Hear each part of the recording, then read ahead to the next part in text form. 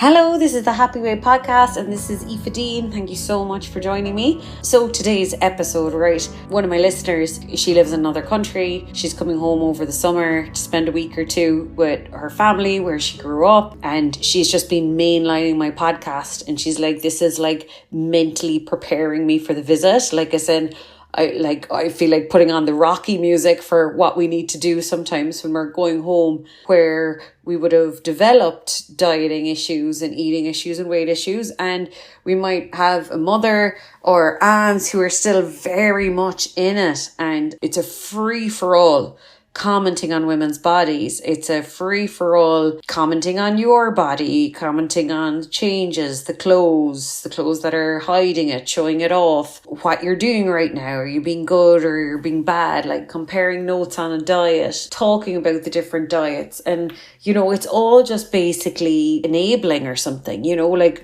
we're all staying stuck in the problem together. And it's like, that's a weird thing with dieting at this point. It can be 3 generations in, you know.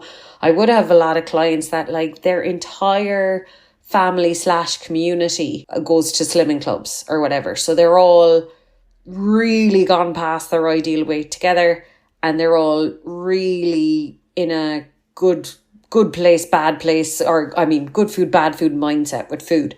You know, and that's the weird thing with diet culture. Like, people will be the highest weight they've ever been, in the worst place with food, with a ton of guilt, ton of shame, ton of body dysmorphia, and they will fight to the death that diet or slimming club is good. Like, that's what always boggles my mind, because like if you're getting somewhere with your relationship with food, with your body, with your confidence, with your mental health, like less guilt, shame, whatever, you know, and like, but you're at a higher weight, I kind of think that's one thing, right? But to be higher weight than you've ever been, plus have ridiculous guilt, shame, etc., body issues, body confidence issues, control issues, restriction issues, not eating like a normal person with others, whatever, and we're still fighting for that slimming club, like that's bananas to me. So anyways, we want to get ready for this. Like, maybe I've caught you at a good time. Maybe this will help you if you're heading home and you have a mom with issues, or, you know, your sisters-in-laws or sisters or brothers or whoever it might be. Like, I have worked with people with like literally, you name the family member, they've had that kind of triggering person in their life. So I suppose we want to prepare for the worst case scenario and start visualizing how we're going to deal with it, right?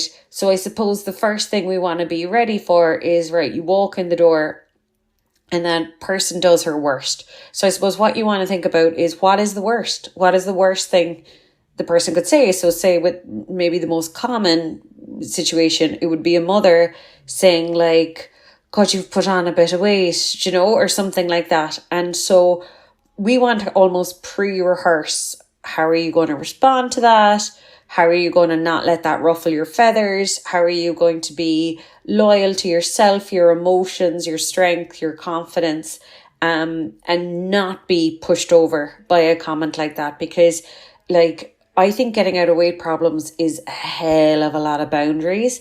And this is one of those boundaries now. Like, if we're emotional eaters, that's why boundaries come into all of this. We can't be knocked over with a feather. We can't be knocked over by a comment. We can't let a comment ruin our day or weekend or holiday. That's not an option. We need some kind of emotional fitness now. And especially with comments from someone who's got food or weight issues, that says everything about them and nothing about you. If they're commenting on your food, like, that's really odd, right? Because someone commenting on someone's food, I think, is like someone commenting on when you need to go to the loo. It's kind of like, look, dude, we're all in different bodies. I wouldn't expect you to understand when or why I need to pee and when or why I don't. And it's equally the same with food. You don't need to understand why I'm starving now, and you don't need to understand why I'm full now. You don't need to understand why I don't think they taste nice. Like, that is so weird. I think with the taste thing, I had a client there before, and she was saying her mom was like, but you do like them. And she's like, but I actually don't. And you know, I'm not a mom. Maybe it's the whole carrying someone in your belly for 9 months and raising them. You think you know everything about the person. So there can be a lot of like moms assuming like, but if I like it, you like it. And all of that is really quite controlling. And I suppose, you know, then there's that saying that your inner thoughts were once outside voices. So we can be in a land where we have the external voices of our sister-in-law or mother-in-law or whoever the person who's dealing with their own issues with food. We can have what they're saying out loud. And then at some point, those voices went internal because like being controlling with food is making yourself eat when your belly has not asked for it, making yourself continue to eat when you're already full, making yourself continue to eat something that doesn't taste nice, or not letting yourself eat when you're hungry. So they're all controlling, disordered eating kind of things. And like, I just kind of think it's a very, very common story for moms with issues to say something like, do you really need another one of them? Are you sure you need that much butter on your bread? And so that again is them assuming they know what it feels like to be in your body. And it's like, they don't. And, you know, then saying things like, you should have that now so you don't need to eat anything when you go to the cinema. And like, that's one of those very problematic diet weight advice. I call it double dieting. You know, like I had a client there this morning and she was going to some community function where there'd be sandwiches and tea and all the rest of it. And it's like, and little cakes, you know. And it's like, what a novelty. What a lovely little novelty to have little yummy sandwiches and cakes for your supper, you know, because, you know, she'd usually make her own supper or whatever. But how bad? Someone else was willing to you know, help provide the foods that would make her go from hungry to full. So, you know, she was like, she's just a new client. She only started a week ago. And she was like, but I suppose I should have eaten something before I left the house, or I should have whatever. And it's like, well, no, because we want to downsize our body. So now we're like, everything we're putting in is quite critical and valuable. And I would say from the social emotional level, that's way better, you know, like if the sandwiches were yum and they were the obvious choice, you could also come at that with like, okay, what would someone without an eating or weight issue do in this situation? They'd have the bloody sandwiches, but they wouldn't be eating like a protein bar, almonds, a diet yogurt and everything else just before they left the house. And I call that double dieting, where you're having this diet of fear. So the diet of fear is eating things like, I better eat this because otherwise I'll eat that. And that's not really a good relationship with food. Like a good relationship with food is you are eating it because you feel lucky to be eating it. It's going to help you feel physically better. It's going to help you feel emotionally better.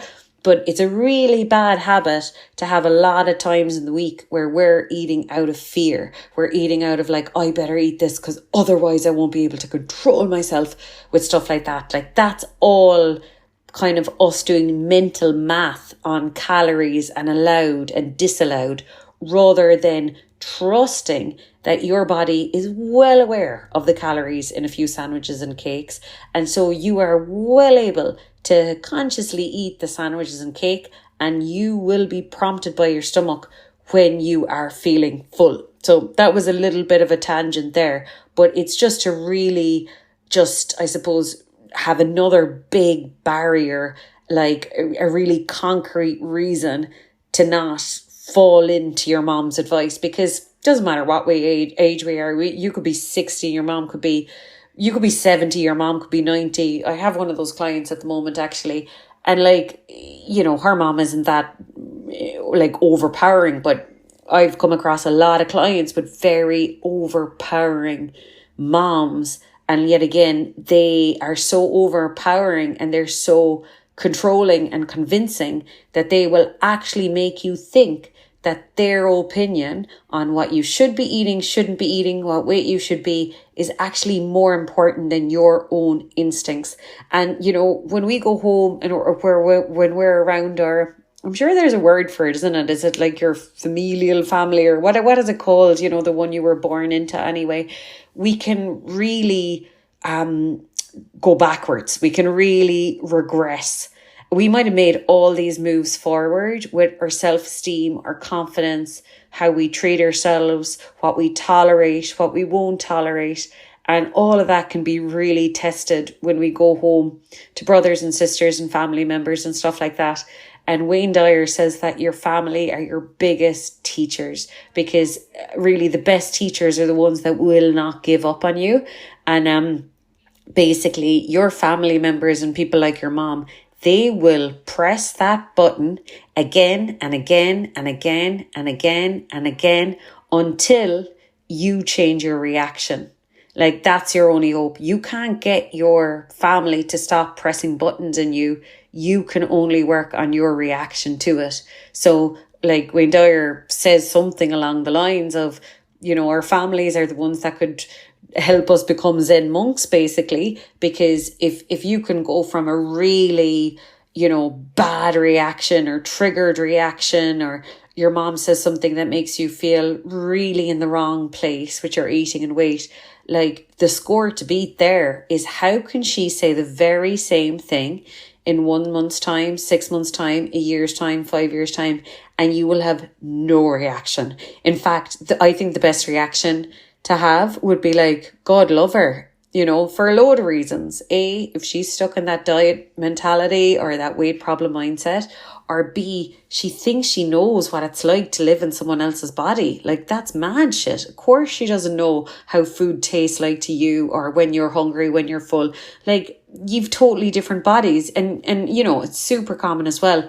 I wouldn't take on clients like this anymore, but I made the mistake earlier in my career that there'd be some controlling babe of a mom and then a daughter who's got a dad's physique. So equally beautiful, but just like a broader frame and a completely different appetite and nutritional needs. Like, I see that all the time. You know, there's people who respond well to carbs, there's people who respond well to fats. Like, as in, what people need is so different based on our composition and how our body works. But there might be a mom that like cannot get over the fact that her daughter has a broad figure, or is, you know, a higher size, or has extra weight, or whatever, you know, or more extra weight than she does. And like, yeah, like, thanks, like, you know, I learned my lesson, thanks be to God. I'd never work with anyone like that again. But, you know, like I said, we just have to have compassion if we have a family member who's a little bit deluded. We also need to take responsibility for how we created this relationship. So I remember another client, and like, her mom was all in on her business, and she was in her 20s. And it's like, okay, like, but you know, you facilitated this for 50%. You've let her in on all your business. And now it's like, that boundary has to be made. Like, and so basically, let's go on to a few ways to make boundaries, right? So she says some nasty thing like, God, that woman is colossal, isn't she? Or she put back on the weight, or God, wouldn't she be lovely if she was slimmer, or whatever. Silence. I think go in with silence. Let her hear her words to herself over and over again, and hope that she sees the madness in what she just said. So silence. Like, you are not playing ball with that. You are above that now. Maybe above is the wrong word, but you're out of it. You're not playing ball with that anymore. It's not your world. Like, if we want to be in the world where we're our ideal weight, getting on with our business, with a great relationship with food, well, then you're not interested in overeating. You're not interested in thinking about overeating in relation to yourself. You're not thinking about overeating or obesity in relation to others. You're interested in slimness, lightness, fitness, getting better with every year, self-improvement, personal development, feeling stronger, having a great relationship with food. Like, there's a zillion things we want to be thinking about all day now that are not overeating or weight problems. Like, you get what you think about wanted or not. So if we're thinking about overeating, if we're thinking about overweight, that's exactly what we're going to get. And I've probably said this to you another time, but I think I had a client even last week actually, and it was just like, you know, she's maybe in her 60s, I think, maybe late 60s or something. And she's been thinking about weight loss all her life. And I was like, yeah, you got your goal. She said something like she lost the same, I don't know, was it 5 pounds, half a stone? Lost it every 5-10 years, regained it, lost it, regained it, lost it. And I was like, yeah, you got loads of weight loss.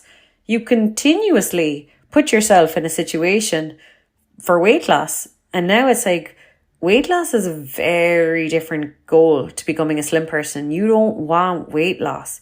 You want to become someone without a weight problem. And someone without a weight problem is not thinking about overeating or overweight. Like, as in, I was talking there in the last podcast when I was on holidays with my friend Grania. I don't think Grania's ever had food noise. And she's always like, stop putting me on a pedestal. And I'm not. She doesn't, of course, no one has the perfect diet. No one has the perfect health. I'm not saying anything like that. But I'm saying when you work in eating and weight issues every day, people can have quite substantial food noise. And food noise is basically us not trusting that our stomach is going to tell us when we're hungry, us not trusting that our stomach is going to tell us when it's full, us not trusting that our taste buds are going to tell us whether this is an appropriate food or an inappropriate food. So therefore, we think we have to spend all our time in our brain overthinking, planning, coming to conclusions, coming to reasons for stuff. That's all food noise. And so yeah, like I said, we don't want to spend any time now thinking, talking about overeating, overweight. It's not our world. We want to get out of it. So we are certainly not going to be saying stuff out loud. Certainly not playing ball with that. Next one is distraction. So she's like, geez, those low carb diets are meant to be great or whatever. I don't know. And then you're like, did Mickey get that horse in the end? Okay, awful example, sorry. But like, whatever it might be, like, did so-and-so end up moving house? Did whatever happened with that secretary and the doctors, whatever, like, just absolutely jump to another topic, extra brownie points if it's a topic that grabs that person's attention. So that will put them off on one. That will put them off on a totally different tangent. Then maybe make an exaggerated disclaimer. I say exaggerated, but I think people have a really big problem with underestimating how much they've actually suffered with eating and weight problems compared to the average Joe. Like, if you have done lots of diets, if you have been very upset multiple times about your body, if you have food noise, this is not nothing. And like, we really have to get out of the idea that like, we're just some greedy, misbehaving, whatever that needs to pull up our socks a bit more. It's like, no. This is mental health. Loads of people don't ever experience disordered eating. We have or are experiencing disordered eating. Call a spade a spade. So it's like, this is not nothing. Don't belittle it. So sometimes you have to spell that out to your mom, because she might know the signs and symptoms, and she might also be in the category of like, sure, we're women and we should just be trying to lose weight. So we chat about it and it's all a bit of fun, but we're all ultimately very upset behind closed doors. Like, you maybe need to educate her. And I suppose one of the ways to do that is, if there was a time that she really upset you about your weight, I would remember sometimes she done that. That comment actually, especially right if it's relating to eating more, because if you've got a controlling mom that wants to make you lose weight, you have to show how she is actually blocking you from your goal. So like, same with doctors, same with personal trainers, I would really spell it out to them that, by the way, actually, when we had that chat last time and you brought up about my weight or whatever, I just want to let you know that I actually left there and I drove straight to McDonald's and I actually had a bit of a binge that evening. So the thing is that people are uneducated and they think that they're helping you, including your mom, whereas really point out to her that, by the way, that time you said that, I actually ended up eating loads that evening. I actually ended up eating loads when I got home. I actually ended up not doing exercise that week because I was so just feeling in an awful place because of the chats we had. So, you have to spell it out to them that like you want to leave this behind you. You want this to be in the past, and they're kind of not letting you. And then you're going to have the other mom type of, oh, right, so I'm to blame for everything. It's all my fault. And then you're like, no, I'm not saying that. But all I'm saying is I'm no longer available for these discussions, right? Whether it's about my eating, whether it's about your eating, whether it's about Sarah down the road's eating, I'm not going to really be part of this anymore. I'm sorry, but it's caused me a lot of excess weight and I don't want that excess weight anymore. So that's a super uncomfortable conversation, but think of how much thousands of calories and many, many pounds of weight that could save you if you were willing to have just that one conversation. So moving on to something else, right? Location matters. So, for your optimum diet, for your optimum body, for how you want to feel, there's basically what we want is quality, not quantity. We want these little high points of the day where you get hungry, you have something delicious, your body's satisfied, you're done, you move on with your day with no food noise because it was so delicious. And you know that the next thing you have to look forward to as well is also delicious. So that's the holy grail, right? Walking up to bed at night, feeling really nice. You really prioritize the rosé, or you prioritize the thing that you did want, and you didn't bother with the apple tart or the thing that was second or third list or Z list to the rioja or the biscuits or whatever you were prioritizing that night, right? So you're super detailed in terms of what was worth it to you and what was not. So that's the holy grail that we're going for. So that means visiting home, right? It might have some lovely traditional foods that you don't get your hands on when you're away. So I would say maybe it's important to prioritize them. And then if you are going home with new eyes, I remember this for myself. If you're going home with new eyes now, right? And rather than the whole good mentality, bad mentality, because with the good mentality, bad mentality, what happens there is you could go home and you'd be like, oh, well, obviously this is a write-off. I'm on holidays. So obviously I'll eat anything that's going because I'm on holidays. And when you look at it differently then, when you look at it, that every food is auditioning for your belly space, right?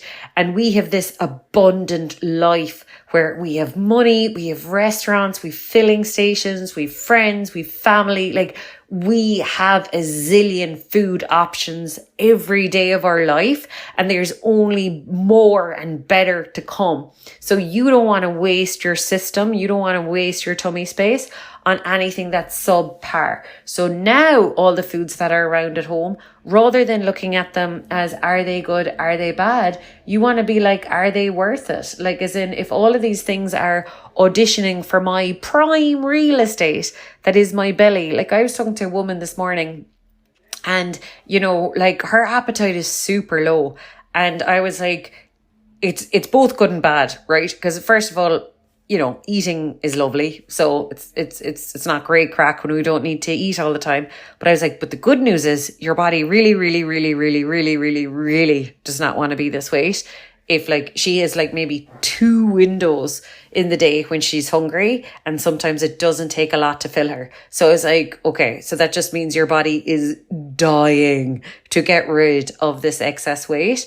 So that's actually a really good sign. But also it also means that with that little available window, we really want to make the best of it. Like, how unfortunate again would it be to max out that little window of belly space on something we didn't like? So then we're carrying weight home with us from just something sitting in our belly, sitting in our body that actually wasn't worth the processing and storing. So it's like, what has to go? And then with that, what needs to come in? Because I remember when I was figuring this out for myself and going home to my parents' home in Drimoleague, it meant stopping at a shop. And I remember like doing this around Christmas really as one of the memories. And I was like, okay, so I need to stock up on my own Ferrero Rocher and Toblerone, and I need to have go-to foods there so that when I want chocolate, it's not some like soft Kit Kat that's been there since 2004 or something. Like it's actually a chocolate I really want and that will actually get the job done. So we're actually talking about efficiency with our eating. So like if we're eating for taste and mood, like we just want like a taste break, a nice sensation in our mouth. We don't want a large volume. We don't want to take away or delay our hunger too much later. We just want top quality. Well, then it's like, okay, make sure you're bringing in your own top quality, especially with parents, because I think yummy things change by the generation. You know, like my dad likes all these like really weird stuff, and so does my mom. Like I wouldn't break into a place for the sweet stuff they like at all. And I know it's vice versa with the sweet stuff I like as in, if I'm up there, like, I'm like, oh, do you have any chocolate, ma'am, or whatever? She always does, because chocolate isn't really her thing. So yeah, so you're really making sure that you have your delicious foods to lean on as well, so that you can maintain your quality, not quantity kind of thing. Another thing I forgot to say as well is I think with your mom or whoever, it'll be really important to confuse them. So if they're in the good day, bad day mentality, good food, bad food mentality, I think, what's that saying? If you can't convince, confuse. So you don't need to convince them of anything, right? And I always kind of tell my clients, pretty much don't tell anyone you're working with me. Like, you know, if you're acting differently, cool. If your clothes are feeling looser, cool. Like, build on that. Like, that's what we want. You don't need to convince anyone of anything. You don't need to be my business manager. And there is nothing you can convince anyone of, because your taste buds and what you need to eat in a day does not apply to other people anyways. Everyone has their own appetite and taste buds. So yeah, so what that looks like basically when I say confuse your mom or whoever it is. So it's like, well, in one sitting, you're having pineapple. Okay, so she's on a good day. But then she's like, or are we getting Chinese tonight? And it's like, oh, I thought she was being good. Maybe she's off the wagon. But then you get the Chinese and then you only eat half of the Chinese. And then it's like, oh, I'm confused. So is she counting calories? Why did she leave some of the Chinese after her? Because if she was in a bad phase, she would have eaten all the Chinese and she would have had more stuff. So be a new version of you that clearly isn't playing ball with any good foods, bad foods, because ultimately the only way to feel physically well is you're taking it from both groups. You're taking from foods that are from a dieter's opinion in the bad food category, but they're the ones that make you feel emotionally well. And they're the ones that tend to be social. You're eating with others. You're not being a weirdo with a lunchbox of boiled eggs and green beans while everyone else is having, I don't know, the ice cream or whatever. And then you're also having dinner food and you're also having vegetables or fruit because you feel fantastic after them. So you're not committing to either a bad food group or a good food group, or you're not committing to a good day or a bad day. And like basically a few days of doing that will really confuse them and get them off your back. So, you know, like I said, if you're kind of like, or are we getting Chinese tonight? And then maybe the next day you're kind of like, oh my God, I think these cherries are the nicest thing I have eaten in days. You know, a dieter will be like, why are you saying the cherries are nice? Cherries are a should food that you should eat or whatever, you know, like as in say positive comments about genuinely loving foods that are naturally occurring. Because like I said, a dieter would be like, oh, poor me, here I am, eating my apple, eating my almonds, trying to be good. So if someone's in a bad space with food, they'll be like that. Whereas, first of all, you know, hopefully if you've been listening to this podcast, it's like, eat it and love it or don't eat, but don't be a victim. Don't be eating it and housing it on your body and feeling sorry for yourself for eating it in the first place. That would be an excellent opportunity to just not eat it. And then, like I say, if you are eating something, it's because you love it and it's because you value it. And actually, I don't know why that reminds me, but it reminds me of something I forgot to say on the Eating on Holidays podcast, which is, it will always be. I was actually trying to work out how much easier this is. I literally think it is maybe 100 times easier to not eat something that you're not loving than it is to burn off 100 calories. So, you could just be like, fuck it, sure, I've eaten this much, I might as well finish it.